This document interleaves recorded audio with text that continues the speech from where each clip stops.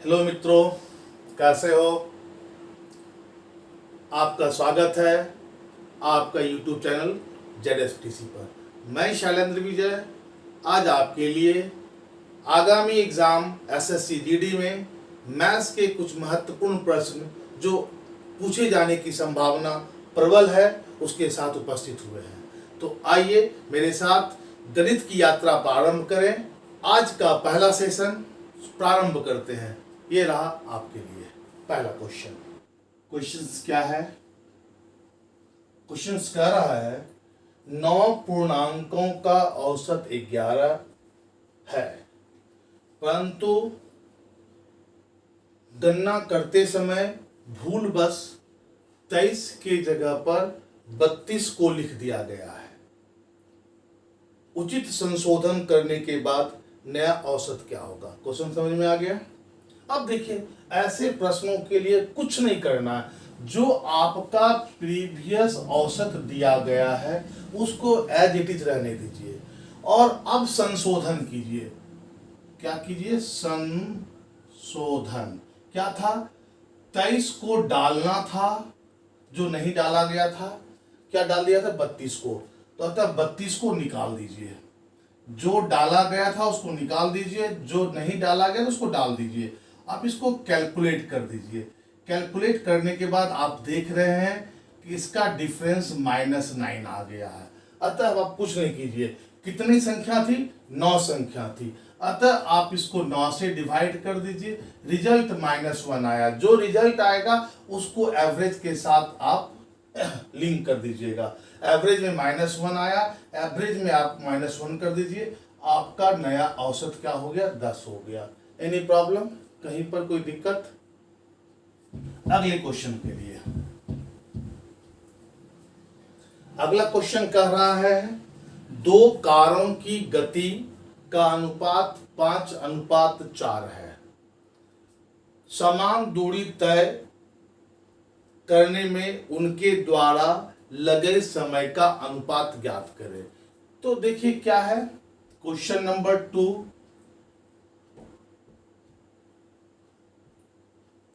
Speed ratio है आपका 5:4 और आप जानते हैं कि इस स्पीड का इनवर्स क्या होता है? टाइम होता है। तो टाइम रेशियो क्या हो जाएगा? जस्ट इसका उल्टा, यानी 4:5। आपका आंसर क्या हो गया? 4:5, जो आपके विकल्प 4 पर दिया गया है। यानी दूसरे क्वेश्चन का आंसर क्या हो गया? 4। क्लियर? चलिए आइए क्वेश्चन नंबर 3। कहता n का अधिकतम पूर्णांकीय मान क्या होगा? मतलब मैक्सिमम इंटीजर वैल्यू क्या होगा n का? और एक्सप्रेशन दिया गया है n² + n + 6/n। जब भी कभी ऐसी स्थिति आ जाए और एग्जाम में ऐसे प्रश्न पूछा जाएगा तो जो एक्सप्रेशन का कांस्टेंट वैल्यू होगा वही आपका क्या होगा? आंसर होगा। यानी n का मैक्सिमम मान क्या होगा? 6 होगा। क्लियर? कोई बात, कोई दुविधा? Question number 4। क्वेश्चन नंबर 4 क्या कह रहा है कि एक व्यक्ति अपने वस्तु के क्रय मूल्य को 40% से बढ़ाकर अंकित करता है और 15% डिस्काउंट देकर उसको बेच देता है।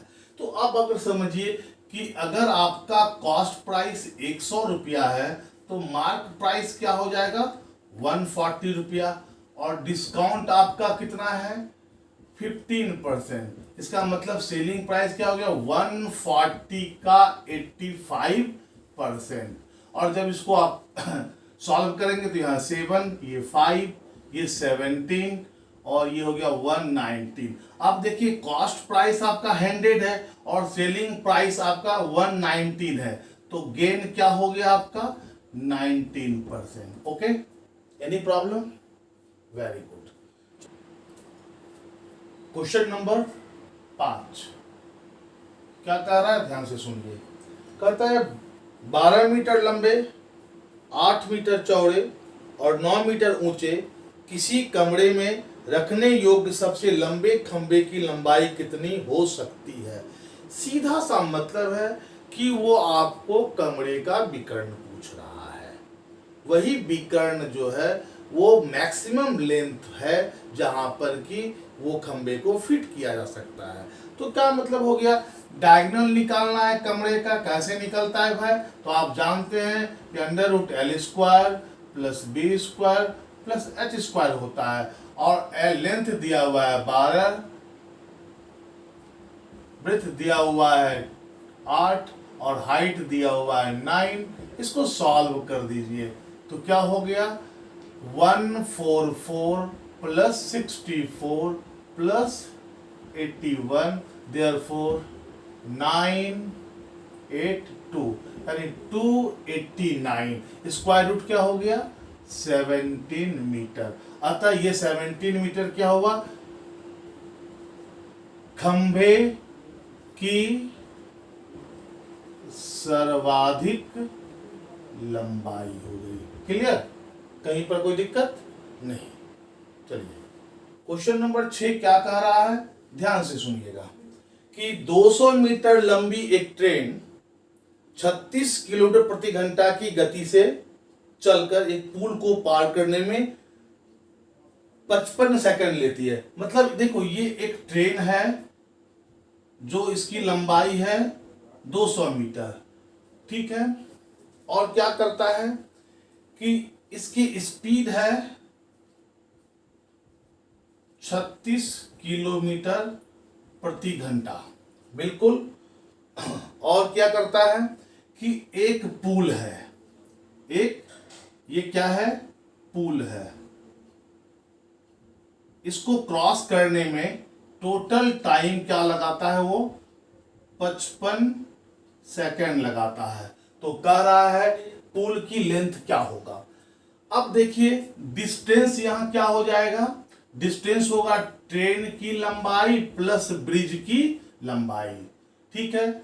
अब देखिए ट्रेन का स्पीड क्या है, 36 किलोमीटर प्रति घंटा, इसको मीटर प्रति सेकंड बना दीजिए तो क्या हुआ, 10 मीटर प्रति सेकंड, और क्रॉसिंग टाइम क्या दिया हुआ है, 55 सेकंड। तो आप जान रहे हैं क्या, speed equal to distance by time.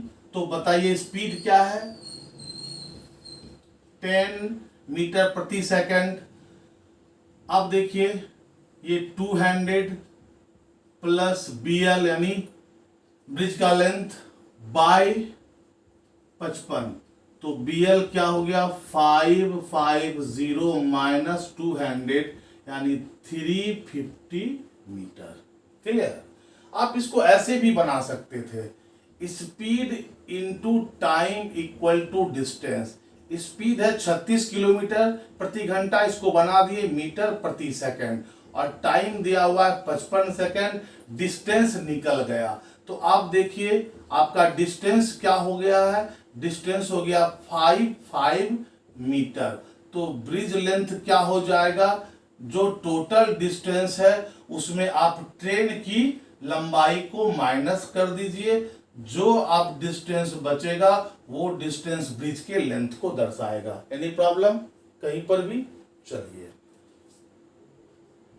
Question 7 कह रहा है कि एक समकोण त्रिभुज की 3 भुजाएं की लंबाई x-2 सेंटीमीटर, x सेंटीमीटर और x+2 सेंटीमीटर है, तो x का मान करें। अब जान ही रहे कि समकोण जब त्रिभुज है तो हमको एक रिलेशन पता है कि h² = L² प्लस B², और ये सबसे बड़ी भुजा है, तो सबसे बड़ी भुजा का मतलब x+2 दिया हुआ है होल स्क्वायर, L मान लेते हैं x² है और B x-2 का होल स्क्वायर। इसको सॉल्व करेंगे तो x² plus 4 plus 4x = x² plus x² plus 4 और माइनस 4x। अब देखिए x² कैंसिल हो गया, प्लस 4 कैंसिल हो गया, देयरफॉर x² = 8x, x = 8 क्या, सेंटीमीटर।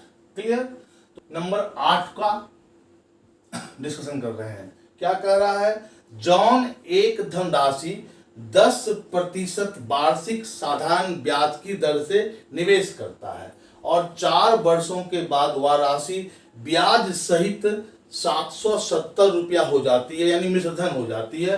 तो कहता है कि वह राशि ज्ञात करे। अब यह देखिए कि अगर यह रेट जो है वो 10% एनम पर एनम है और टाइम आपका दिया गया है 4 ईयर्स, तो इसका मतलब क्या हुआ कि फाइनल रेट अगर हम बोलेंगे तो 10 इंटू 4 यानी हमको 40% मिला as a interest. As a interest कितना मिल गया? 40%। और प्रिंसिपल आपका कितना होता है? 100%। यानी आपका अमाउंट क्या हो गया? 140%। और ये गिवन है, क्या दिया हुआ? 770। तो आपको प्रिंसिपल निकालना है, यानी 100% का वैल्यू निकालना है। 770 बाय 140 इंटू 100। इसको आप देखेंगे तो 0 और 0 11 टाइम्स में ये हो गया, 2 टाइम्स में ये हो गया, 50 टाइम्स में ये हो गया, यानी 550 रुपया आपका क्या हो गया? प्रिंसिपल हो गया। कोई प्रॉब्लम? देख रहे हैं काफी इजी से सवाल बन रहा है और ऐसे ही सवाल आपके एग्जाम्स में आएंगे। क्वेश्चन नंबर 9 कह रहा है कि दो संख्याओं का एलसीएम है 520 यानी 520 और उसका एचसीएफ है यानी महत्तम समावर्तक है 4। यदि एक संख्या 52 है तो दूसरी संख्या, तो क्या होगा? देखो, दूसरी संख्या इक्वल टू होता है एचसीएफ इंटू एलसीएम बाय पहली संख्या। तो ये आपका एचसीएफ दिया हुआ है 4, एलसीएम दिया हुआ 520 और पहली संख्या दिया हुआ 52। 10 टाइम्स में चला गया, आंसर क्या हो गया? 40। यानी आपका दूसरा संख्या क्या हो गया? 40 हो गया। बिल्कुल ठीक है। Question number 10। क्वेश्चन नंबर 10 कह रहा है कि 45 आदमी एक काम को 16 दिन में करता है। Very good. उसने 4 दिन तक काम किया, उसके बाद 36 व्यक्ति उसमें और शामिल हो गया। इसका मतलब क्या हुआ? देखो तो ये 45 व्यक्ति 16 दिन में कर सकता था, 4 दिन कर दिया, यानी 12 दिन का काम बचा हुआ था। किसके लिए? इसी 45 के लिए। क्लियर? अब क्या हुआ? इसमें 36 व्यक्ति जुटकर क्या हो गया? 81 के लिए यह 12 दिन का काम कितने दिनों में समाप्त हो जाएगा? तो क्या करेंगे? 45 गुना 12 बटा 81, ये हुआ 9। इसको 9 से काटेंगे 5, ये हो गया 9, ये हो गया 3, ये हो गया 4, यानी 20 बटा 3 डेज का मतलब हो गया 6 इंटीजर 2/3 डेज। क्लियर? तो ये आज के सेशन का लास्ट सवाल था।